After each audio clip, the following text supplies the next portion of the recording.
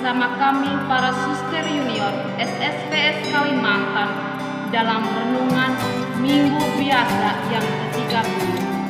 Mari kita membuka hati untuk mendengarkan sabda Tuhan.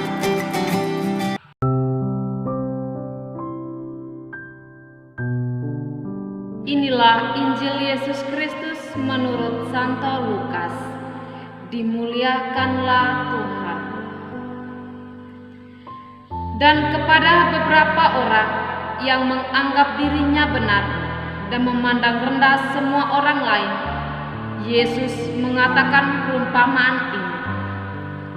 Ada dua orang pergi ke bait Allah untuk berdoa. Yang seorang adalah Farisi dan yang lain pungut cukai. Orang Farisi itu berdiri dan berdoa dalam hatinya begini, "Ya Allah, aku mengucap syukur kepadamu, karena aku tidak sama seperti semua orang lain, bukan perampok, bukan orang lalim, bukan penzina, dan bukan juga seperti pungut cukai ini. Aku berpuasa 2 kali seminggu. Aku memberikan 10% dari segala penghasilanku." Tetapi pungut cukai itu berdiri jauh-jauh, bahkan ia tidak berani menengadah ke langit, melainkan ia memukul diri dan berkata, "Ya Allah, kasihanilah aku orang berdosa ini."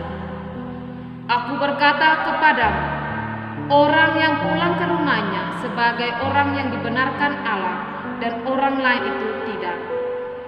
Sebab barang siapa meninggikan diri, ia akan direndahkan, dan barang siapa merendahkan diri, ia akan ditinggikan. Demikianlah sabda Tuhan. Terpujilah Kristus.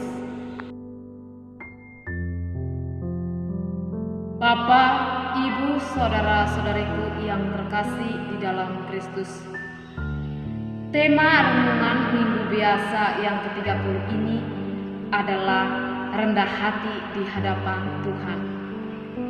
Keadaan hati kita adalah faktor penting yang mengungkapkan relasi kita dengan Tuhan. Yang dilihat Tuhan adalah hati kita, bukan kehebatan, kekuatan, atau kepintaran. Untuk menggambarkan keadaan hati manusia, Yesus mau memberikan suatu perumpamaan tentang dua orang yang berada di bait Allah untuk berdoa, yaitu seorang Farisi dan seorang pungut cukai. Orang Farisi adalah seorang tokoh agama yang tahu tentang kebenaran dan kenal akan hukum Taurat, tetapi hatinya yang penuh kesombongan dan kemunafikan. Ia merasa dirinya bersih dari dosa dan tanpa celah.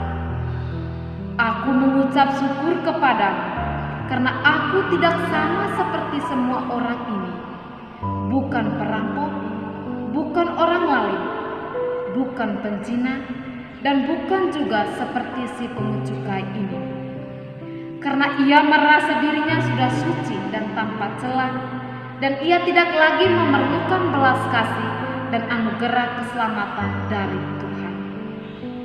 Bapak, Ibu, saudara-saudariku yang terkasih di dalam Kristus, sikap yang bertolak belakang ini justru ditunjukkan si pungut cukai yang berdiri jauh-jauh, bahkan ia tidak berani untuk menghadap ke langit, melainkan ia memukul dirinya dan berkata, "Ya Allah, kasihanilah aku orang berdosa ini."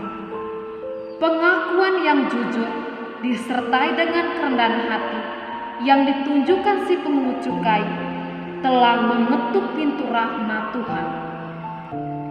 Bapak, Ibu, saudara-saudariku yang terkasih di dalam Kristus, kiranya kita dapat menjadi umat Tuhan seperti layaknya si pungut cukai yang sadar akan keberdosaan dan kekurangannya dalam kehidupannya, dan mau menjadi pribadi yang merasa tidak layak di hadapan Tuhan, dan ia juga mau bertobat dan merendahkan diri seperti si pungut cukai, kita tentu akan mendapat anugerah keselamatan dari Tuhan di dalam kehidupan kita.